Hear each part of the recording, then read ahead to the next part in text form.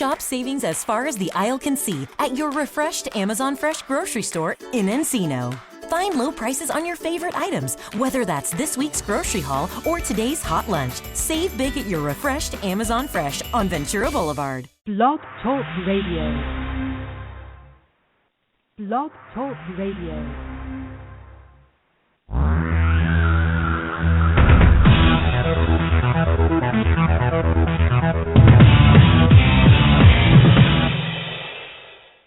Live from Los Angeles, the Win Without Competing show with Dr. Arlene Barrow, host and creator of the Right Fit Method, the key to professional and personal success. Now, let's join Dr. Arlene. Thank you, Virgil. Celebrating our 90th radio show today. Don't quit your job, fix the fit. Welcome to Win Without Competing. Today's radio show is our 90th. To celebrate, I selected a national employee-employer situation which needs immediate, effective solutions. Do you know that by the end of 2014, 30 million employees will have suddenly become unemployed? All of these employees decided to quit their jobs. They just walked out. Now what? Unemployed is unemployed. Employers have a wide array of objections and search for them in resumes and candidate interviews is to reduce the risk of hiring wrong fit employees. Avoid creating that objection of unemployment. Don't quit your job. Fix the fit. The question is, how do you fix the fit? I am a behavioral educational psychologist who created the Right Fit Method and Right Fit branding strategies to figure out right fits, capture them, maintain them, and fix the fits that need adjusting. I created all of this for you. In some situations, you can fix the fit over the short term so that you do not feel compelled to leave. You extend your stay at work with the goal of securing the right fit position. Then you leave your current position with dignity, not out of desperation. In other situations, you can fix the fit on an ongoing basis and maintain your position for many years. Shortly, I will interview two of my clients, professional women, who succeeded in fixing the fits in high-stress work situations which had made them physically sick.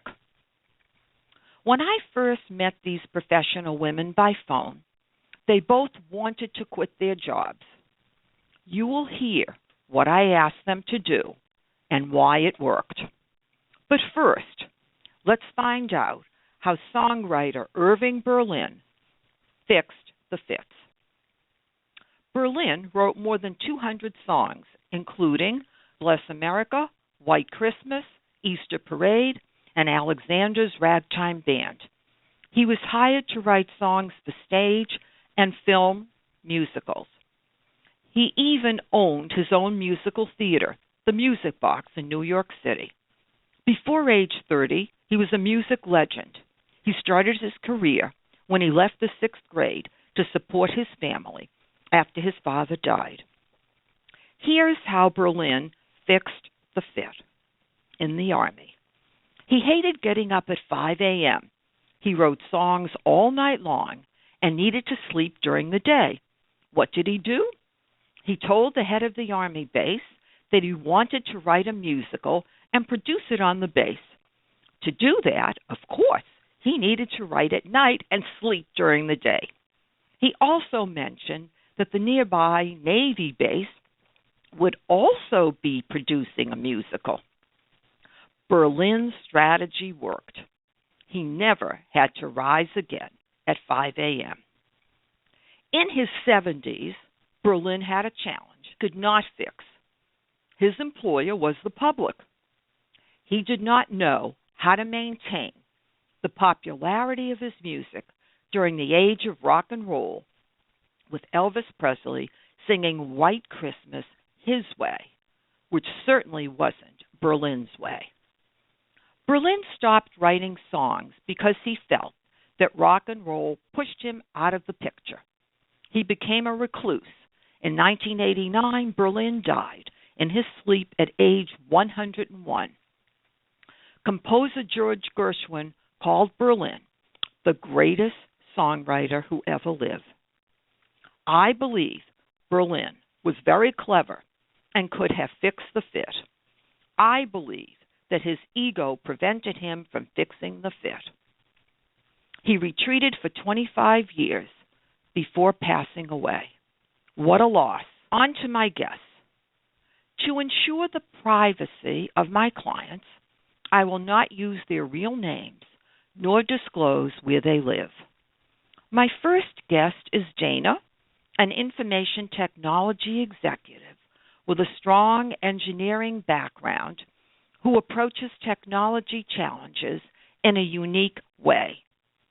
Welcome, Dana, to Win Without Competing. Well, thank you, Dr. Arlene. It's a pleasure being here. It's my pleasure to have you. We started working together more than a year ago. You called my company, Barrow Global Search, to speak with me. I know that you did an internet search before calling me. Of course, you're an IT executive. Why did you decide to call me? Well, my initial search was for executive recruiters. I was just looking for somebody that could get me another job. But when I came across your website, I noticed that you also mentioned that you were a career coach. After listening to the podcast that you had on the website and also looking at the testimonies, it made me realize that I wasn't alone and that you could be the best person to help me in terms of my dilemma. Wonderful. I think that it's important to know that you called us also, I think, because we provided a wide array of services.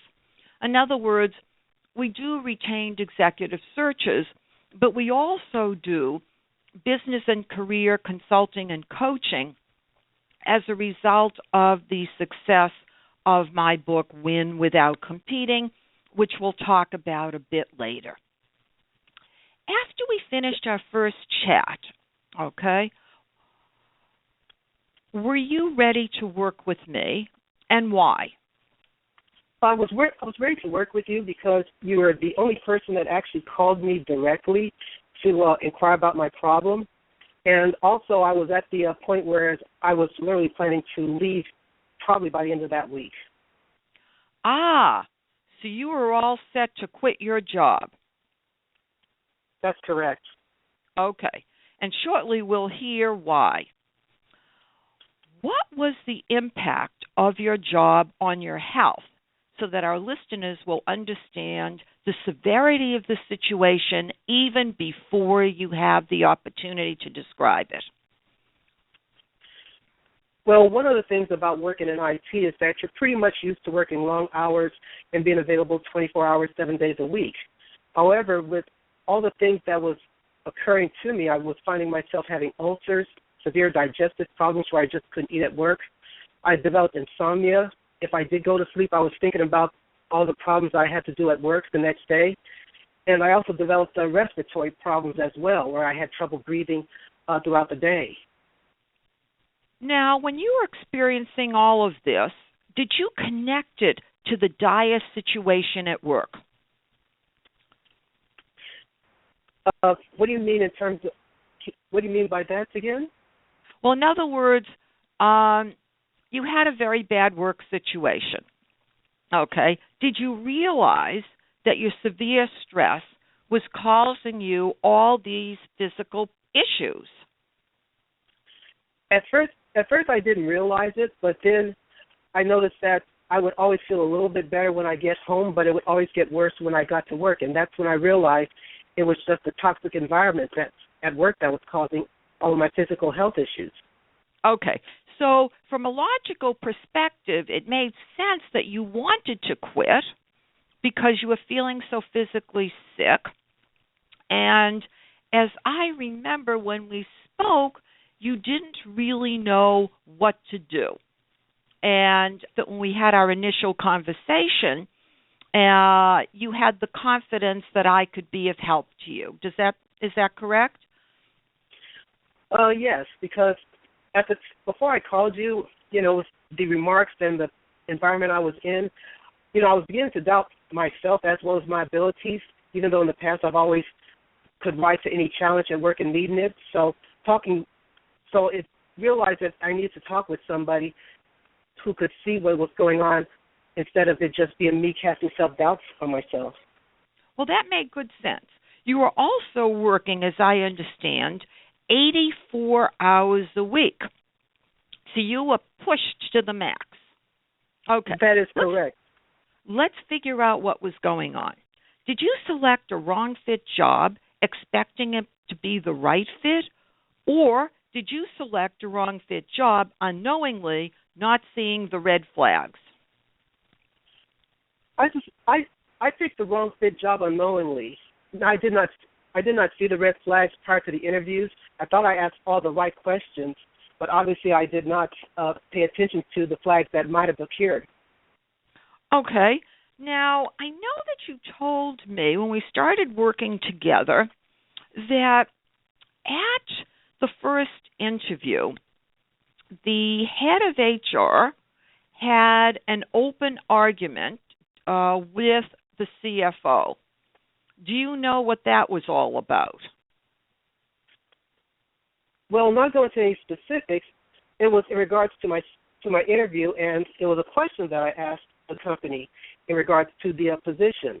At that point, the CFO gave the answer, and then I noticed that the head of HR contradicted him and started pretty much arguing with him during my interview. I actually had to intervene to kind of, calm everyone down. Well, that was brave of you to do during an interview. That was excellent. I guess you felt very uncomfortable. Well, I've been in situations like that before in meetings. I mean, this is the first time I ever had it done in a professional interview, supposedly a professional one. Right. But that was a red flag, correct? In other words, that indicated something, right? That's correct. I realize that now. Right. So now, because that's what we had talked about. All right. So that was the first red flag. Also, too, you were told that you were going to report to a partner. Is that accurate? That is correct. The way the org chart was set up, I was supposed to report to him along with all the other C-level executives. All right. But in actuality, you ended up reporting to the head of HR, the person who started arguing with the CFO. That's correct. Okay. So that was your second red flag, right? And I wasn't aware of it until after they hired me on my first day on the job. Right, when you figured out that she was the person you're going to report to. Okay, let's investigate this a bit further here. Okay, I'm beginning to think that when employees are trying to figure out right fits, they almost need to have a detective working behind the scenes to help them. Because you discovered something very interesting shortly after you joined them. You discovered that prior to accepting the position as the Chief Technology Information Officer, there were 3 others who had come and gone in a 2-year period. That is correct. Now, how did you feel when you heard that? It was actually in disbelief. I was fortunate enough to have a vendor who actually I had a rapport with in past years actually tell me this information. So when I heard about that I was number 4 in the line of CTOs within 12 months, it was a shock. Okay. Could you, kind of in hindsight, knowing what you know now, could you have discovered this prior to accepting the position? I don't think I could have found that information. And the reason why I say that, Dr. Arlene, is because during the interview, I was told that I was going to have a team of IT people reporting to me. And then I found out after I got hired that half of them already left prior to them interviewing me. Right. But in terms of the three chief technology information officers, don't you think that IT executives would have heard in your geographic area about this particular company? They might have if they worked in that business sector that this company was in. They probably would have known about them. Right. Would you agree that it would make sense that in the future this is something one would want to investigate, the stability of the company in terms of employees? Because if companies can't retain employees, we have a serious problem. That's correct. And it's something that has to be ferreted out as soon as possible before you say yes. Absolutely. Because you don't want to go to a company where the door is swinging and everybody's rushing out the door. Okay, now let's hear about your work situation. What were you hired to do according to your position description? According to my description, my purpose and my goals was to see about the security audits when it comes to IT, also managing the projects. There was about 30 projects when it came to doing upgrades, hardware and software upgrades, providing leadership and direction when it comes to the direction of technology for the firm, as well as providing leadership and management for a team of IT people in multiple sites across the United States. Okay. And I believe across the U.S. there were 150 employees. Is that accurate? That is correct. There is 150 employees. Okay. All right. Now, what did you do on a daily basis? Well, what I did is that about 25% of my time was pretty much spent when it came to looking at emails and also forwarding emails to the person in charge of HR, who required that all emails be forwarded to her in addition when it comes to communication outside the company. Also, I reviewed the events from the previous day and got together with what was left of my team, my dwindling team, when it came to what the day's goals are. So that took up about a quarter of the time. About 75% of my time was pretty much providing IT help support. So I pretty much was essentially IT support because of the lack of my group pretty much being pulled away from me. Afterwards, okay. If I had any time afterwards, which was usually beyond 8 hours, it was to do the actual IT management things that I was assigned to do when I got hired. Now, why was the staff pulled away? You were not told this, obviously, before they hired you. That is correct. As I said, at the time of when I interviewed, I was told that I was going to have a staff, and they gave me the numbers. When I got hired, I found out that the only people that were left were 2 programmers. And I also learned that the head of HR was actually assigned them to do duties outside of IT, even though they were supposed to be under my supervision. Did you ever discuss that with her?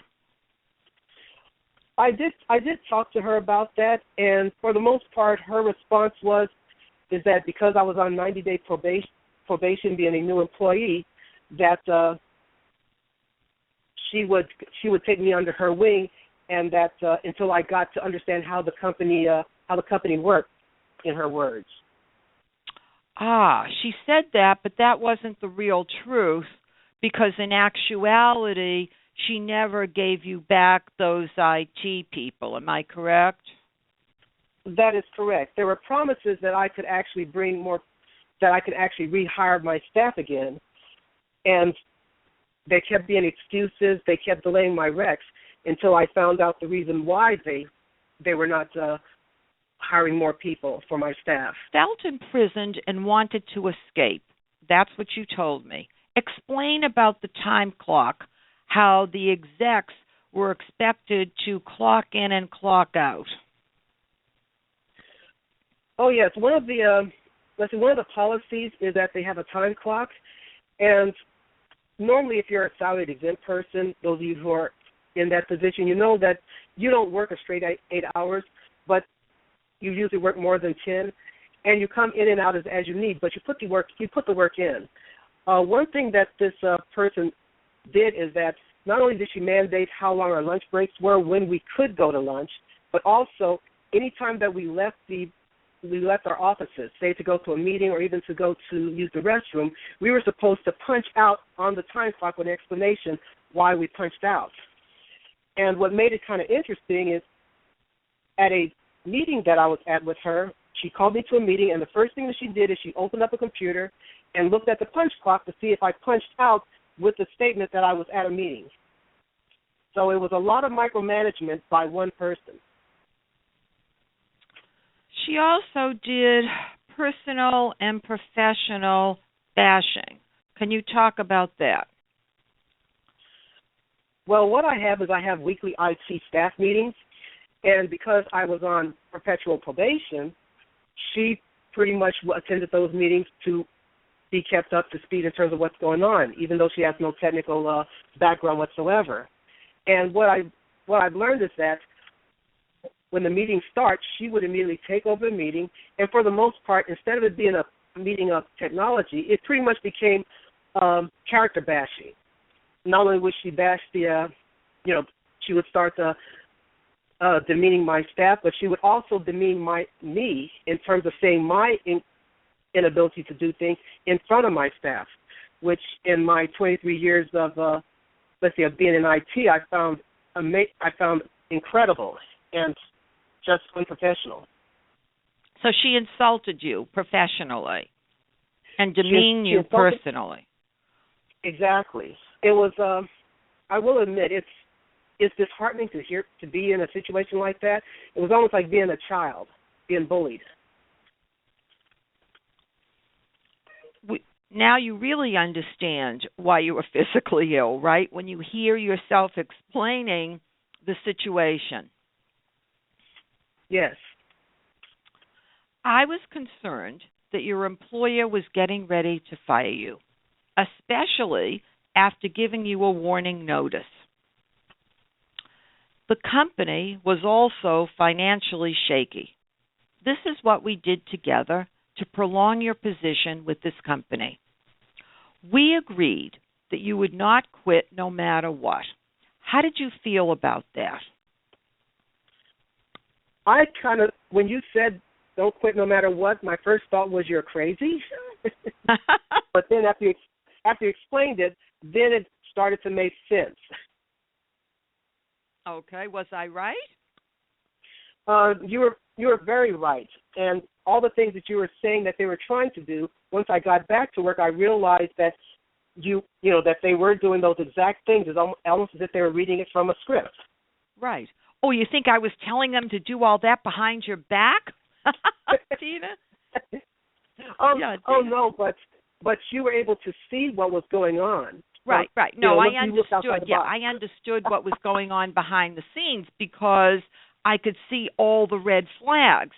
You were surrounded by red flags, and they kept doing more red flags. It was just a constant parade of red flags.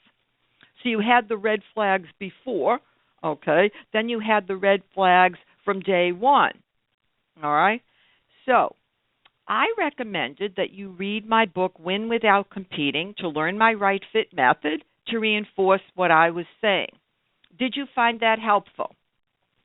I found the book very helpful. I even still use it even now as a reference book to refresh myself so that I don't fall into those pitfalls again. So now, would you say that you're a person who sees red flags?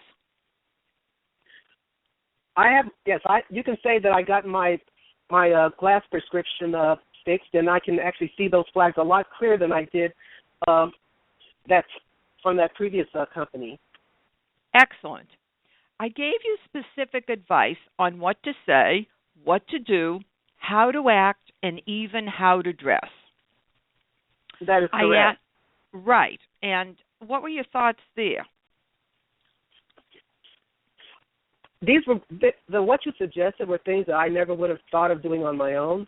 And maybe it's because of the fact that I couldn't see the forest for the trees on that. But I didn't understand the impact of the actions that I had toward inciting them more so until you started explaining what I needed to change. And once I did that, it did at least lower it somewhat. So, Good. So that really helped.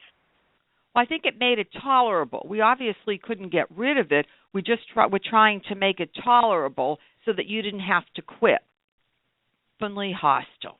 Instead, be gracious and lovely and ask for feedback. I know you love my expression, gracious and lovely. The employer kept adding more fuel to the fire to incite you, and I wanted you to show them that they could not intimidate you and force you to quit. The nastier they were, the nicer you became. Your self-confidence soared, right? Yeah. And you were now in the driver's seat. By that I mean you were managing yourself in a way to not let their attempt to intimidate you constantly upset you and prevent you from functioning. That is correct, Doctor. You implemented my Right Fit branding strategies. The results. You no longer felt the need to walk out because the environment was less toxic, meaning that you didn't let it personally eat you up because you were a woman who started to sleep. You learned to quickly identify red flags so we could effectively manage them. Your probation period was extended 2.5 months more than expected, at which time you were downsized along with your entire IT department. In essence, they demolished the department. When they hired you, they never told you they were planning to demolish the department. No, neither did they tell me that any calls that I made when it came to IT support would be directed to the collections department of these companies. Because they were so financially strapped that they really didn't have any choice, and in actuality should not even have hired you because they couldn't afford you. Correct. While we were busy strategizing how to maintain your position, we were preparing you for the future. You used my app, I Brand You for Hire, rate your brand 0 to hire.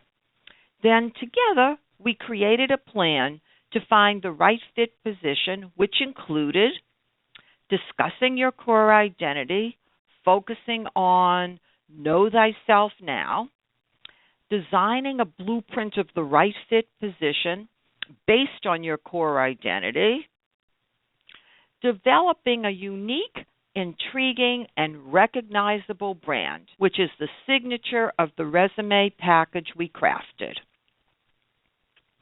How did you feel when we went through this process of working together toward the future rather than just focusing on how to keep you physically healthy and emotionally safe? Actually, it gave me hope, Dr. Arlene, and also in addition to that, it also by having that branding page in front of my hands, anytime during the day when things started to get down and I kind of doubted myself, I always kind of looked at that to realize, this is who I am, not what they're telling me that they think I am. So you actually provided for me light at the end of a very long, dark tunnel. It's interesting you say that about that page. I didn't realize you had done that, but I noticed that sometimes my guests tell me when they're feeling low, they like to go back and listen to themselves on this radio show. So I think that's a very nice compliment, and I'm glad that it gave you that type of support and basically confirmed not who they said you were, but who you really are. What advice do you have for our listeners? The advice that I have for the listeners there is that, no matter how bad things are, I know that you probably feel that you are the only person and you're alone and you have no one to support you. But there is hope when it comes to getting out of those situations. I strongly encourage, no matter how bad it is, unless there's extreme circumstances, do not quit your job. Find someone, like Dr. Arlene, who can actually help you when it comes to getting out of that toxic environment and into a better clean environment for you. So looking back, you would have done what we had done. Would you say that's accurate? That is accurate. Dana, thank you Yes. for joining me today and sharing your personal and professional story.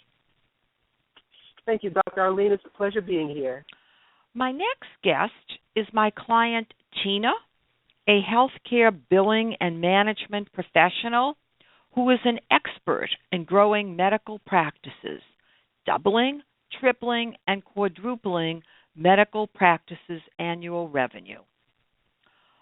Welcome, Tina, to Win Without Competing. Thank you for having me. We started working together about 2.5 years ago. You had emailed your resume to Barrow Global Search. I decided to call you and find out why you were searching for a new job, because on your resume, the job looked spectacular. As soon as you started to speak, I heard the stress in your voice. I knew that you had significant work issues as the general manager of a surgical medical practice with 65 employees spanning 3 diverse companies. Responding to my questions in our initial conversation, you made the decision to work with me. Why? Well, at the moment that you called me, I was really in a situation that was extremely stressful and extremely depressing, where I had been hired on for something that turned out to be a completely different situation than I anticipated. And I really, my self-esteem was at such a low ebb that I wasn't seeing a way out at all. So when you called me and offered some of your strategies and solutions, it was like a gift from above. Well, that's wonderful. So you were feeling encouraged when we finished our first conversation then? I was indeed. Good. Now, you did have significant health issues, again, similar to Dana. Again, we have the situation where high stress can lower your immunity. You had bronchitis, sinusitis, and asthma. Explain what you did to manage your health using my advice, which included diet changes. I remember, for example, talking about the elimination of dairy to help you with the sinusitis.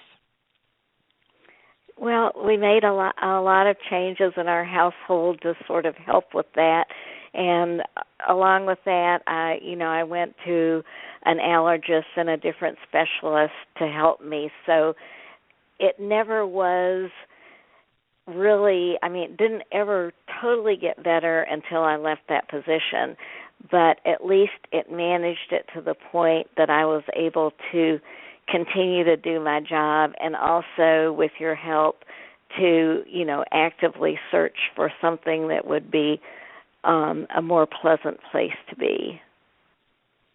Were you aware that it was the stress that was causing these physical challenges? Yes, I was. Okay, all right. Does it help, do you think, to be aware of it in terms of trying to alleviate it? I do think that's true. And I do think that the fact that in addition to the changes that you made to help me stay employed while I was looking, the fact that we began working on my new resume and the branding package and so forth, and then I could look back and remind myself that I had been very successful over the years. So even though I was in a situation where people were being, I guess the nicest thing would be to say unkind, that's an understatement. Wait till we go through your story here. I mean, that was a really a lovely, gracious thing to say. I think you've really mastered my strategy of lovely and gracious here, or gracious and lovely. I doubt that, but I'm working on it. Yeah, either gracious and lovely or lovely and gracious. Either way will work. So now I know that for many years, you had known the surgeon that owned the company you were managing. In fact, you had worked with him before. Tell us about that. Well, I had some success over the years going into a company that was where the physician was really, really good in medicine, but one might say slightly lacking in business sense and the ability to take care of the financial aspects of running a business. So when I first went to work for him, the first time, he was really in dire straits, and we owed everybody in town, including the IRS. And so it took quite a bit of tap dancing around and this, that, and the other thing. But in the long run, we paid off all the debt. I worked for him for 5 years. The practice was flourishing. When I left, he was a millionaire. So, I mean, he knew me from previously, and he knew that I could help him in his business. That is true. However, he did something a bit unusual when you told him you'd be leaving because of the commute. He became angry, and what did he do? Well, he took one of his vehicles, I think it was his Jeep, one evening, and came out and made a surgical strike on my mailbox. A surgical strike? Semicircle on my lawn and mowed down my mailbox. And, I was at home and I heard all the racket, but I didn't realize it was him until I got to work the next day, and a good portion of the front end on his Jeep was missing. So I see. So you put two and two together and you realized that he was the culprit. I did. But you didn't ask him anything, which I think is rather interesting. And the reason why I'm saying that is it's a foreboding of what is going to be described, so the listeners will have to hold that thought, all right? Tell me, over a 12-year period, he pursued you to work with him again. When you accepted the general manager position, did you select a wrong fit expecting it to be the right fit, or did you accept a wrong fit job unknowingly, not seeing the red flags? I think I took a wrong fit thinking it was a right fit and was very shortly proved to be wrong. Okay. I think that one of the reasons for that, based on what you had told me, had to do with making erroneous assumptions. In other words, when you worked with him the first time for 5 years, you had a great professional relationship and you respected him. I did. But when you started working as the general manager, he had changed. Tell us what happened, okay, when there was a crisis at work which you did not know how to handle. One day, he called you on the phone and asked you to come to his office right away. What happened? When I came to his office, he was crying, and apparently one of the other managers, there were 3 managers for the 3 companies, all of whom were supposed to be reporting to me, and he had thought that when I came in to work that we would all hold hands and sing Kumbaya, but that wasn't quite what they had in mind. And so he had gotten an ultimatum from one of the managers, and he told me that he just didn't really feel that he could do without her, and she wanted him to fire me. Well, he wasn't firing me just then, but, you know, in the long run, it was just a more devious way of doing that. And as you and I discussed later on, I really feel that if I had not been judgmental and just felt like all respect for him from me was gone because he couldn't stand up for himself, if I had been able to see him dispassionately, then perhaps I could have strategically thought of a way to help him out of that dilemma. Maybe not, but maybe I could have. But I've learned a lot working with you, Dr. Arlene, which I did not know at that time. Well, that's good. In other words, you've grown a lot personally and professionally, and that's, of course, what we want. I agree that you might have had some chance of helping him. However, I think very important that he didn't disclose before asking you to join him again and giving you a lot of responsibility, having very high expectations. Again, it was a fixer-upper. He had financial issues, and you seem to have a miraculous touch in terms of growing these medical practices despite the physician's lack of financial acumen. Okay, having said that, he failed to disclose that he was having sexual relations in the office with 3 managers that were supposed to report to you. When he hired you, he thought that you would create harmony among them. Obviously, that was an unrealistic expectation. I would say that that's your turn to make an understatement of the year. The knives were out. That's right, to be nice about it. Right. Okay. So, as a result, what he basically did, he stuck these 3 women as wolves, okay, to basically get you out because he had told you that he couldn't get rid of one of them because she did all his personal and private work. Is that correct? That's correct. Okay.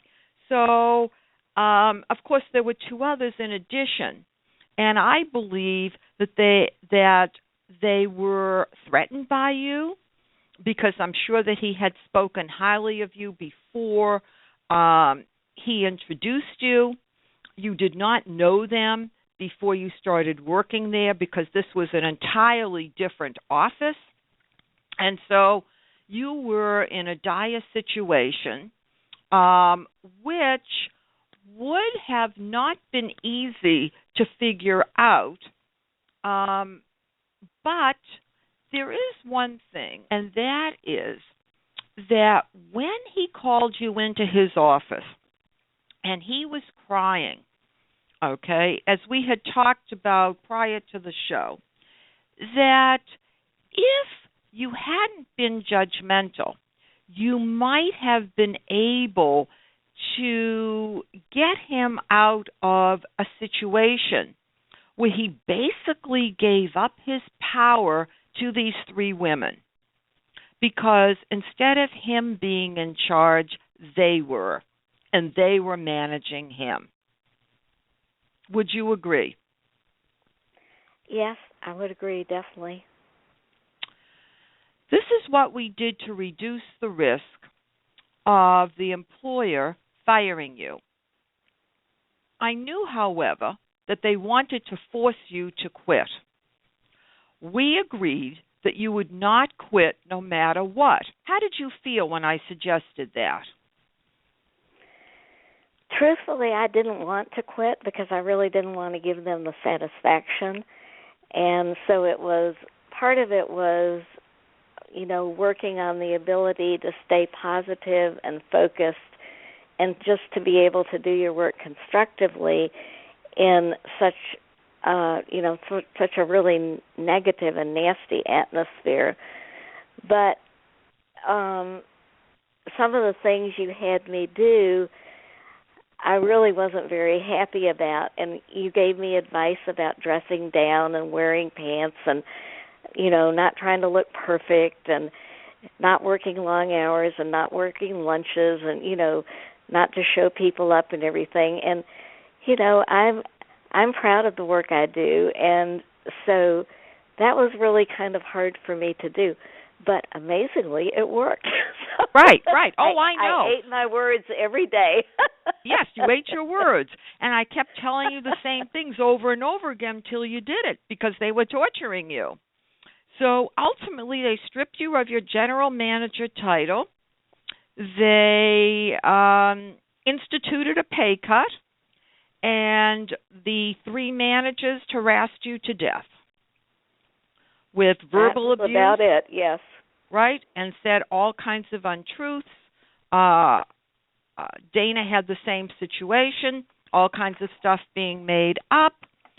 But my strategies worked. And, of course, we know you were gracious and lovely. You stopped arguing with the surgeon and his managers, and you even stopped yelling at him. Am I correct? I was really good. You were really good. I know. You were a handful. But we made you do it, and you did it. Okay, so I know you were reluctant to follow my advice, but you finally did what I asked you to do.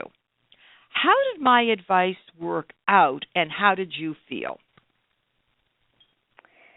Well, at first, to me, it was humiliating to sort of efface myself.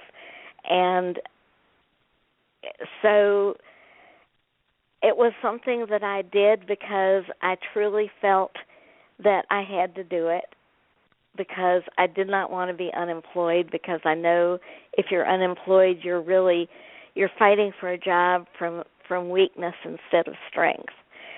And I was actively in prayer through that whole thing because I really needed not just you, but the good Lord on my side, Dr. Arlene. And, it's amazing to me how you can sometimes come through a really dark time in your life with a lot of support and come out on the other side and have things work out again. I agree with you, but I think there was one assumption that you kept making, and that is you believed that working harder was the right solution in that terrible situation you were experiencing. To the contrary, the harder you worked, the more you infuriated the managers. They saw you as a threat, even though the surgeon gave them the power to eliminate you. You showed them up. They weren't busy working hard. They were busy playing politics. That was their job. While the drama continued at work, we created the plan for you to find the right fit position. We succeeded. With your blueprint of the right fit job, your resume package with your signature brand, and my right fit method explained in Win Without Competing, you are ready to search for a new position. I prepared you before each interview, taught you how to broadcast your brand, and to pick, probe, and pitch, searching for the red flags. You accepted a medical practice manager position. You resigned from your current position, leaving the clutches of the three managers. Most importantly, you followed my advice when resigning. I asked you not to disclose the name of your new employer. You did what I asked you to do, correct? I did.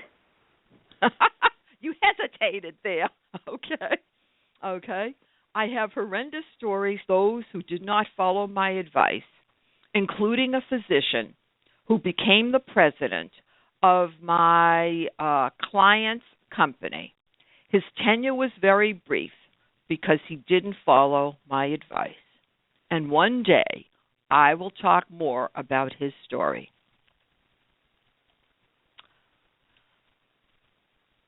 Is there anything else that you would like to add with respect to benefiting from working with me? For example, my book, did you find that beneficial? The book was really, really helpful to me, and it was sort of like the intro to everything that we worked on subsequently.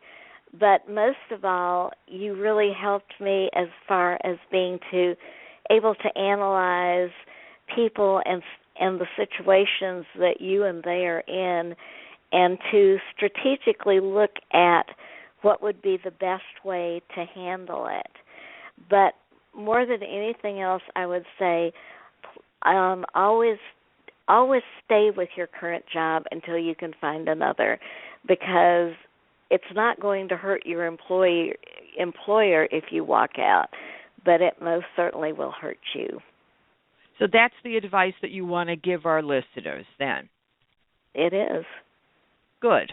Tina, thank you for joining me today and sharing your personal and professional story.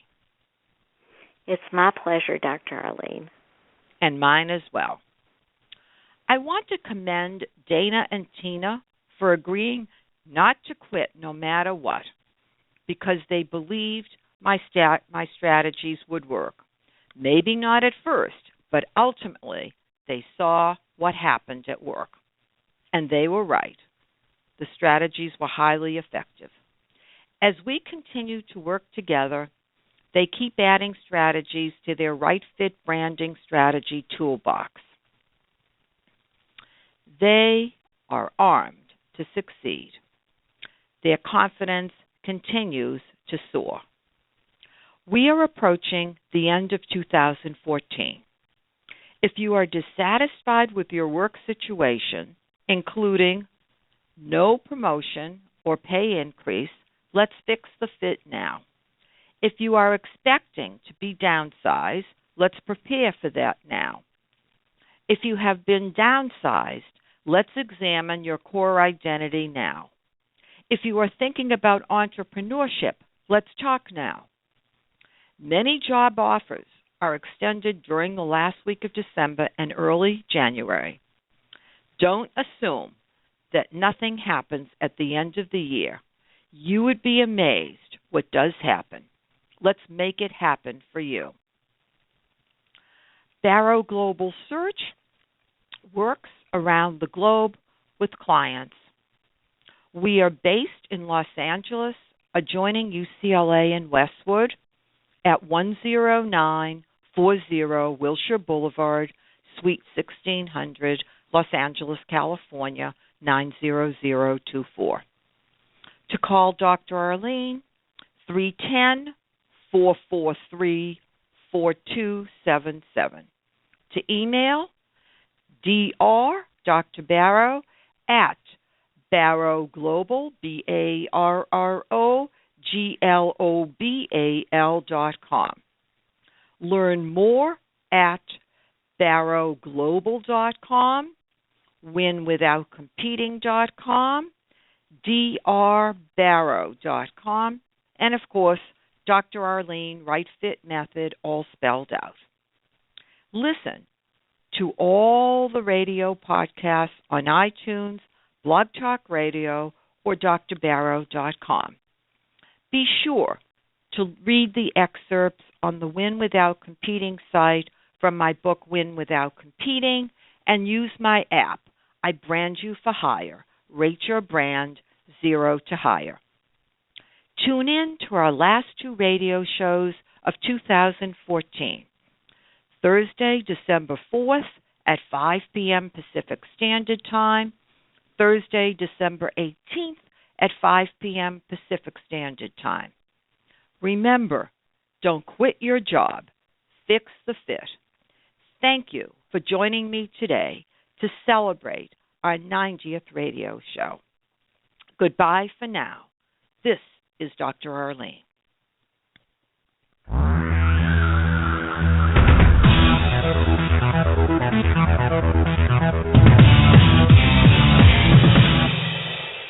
Have you Googled yourself lately? Are there negative posts from an ex-employee or from a former client? Maybe an outdated news article? Search engines don't always get it right. For right or wrong, it's your reputation on the line. That's where Reputation Defender by Norton comes in. Take control with Reputation Defender. Their cutting-edge approaches help you to wipe away unwanted information in your search results. They also promote the good stuff. You can start by getting your free reputation report card at reputationdefender.com or call 800-811-4975 to speak to an expert. In Santa Fe, time seems to slow down. It's a place where hearts open, passions awaken, and souls find solace. As you immerse yourself in the rich tapestry of history, culture, and art, you'll find that the city's hidden depths have the power to rejuvenate and inspire like no other place. Start your journey and learn more at visitsantafe.com.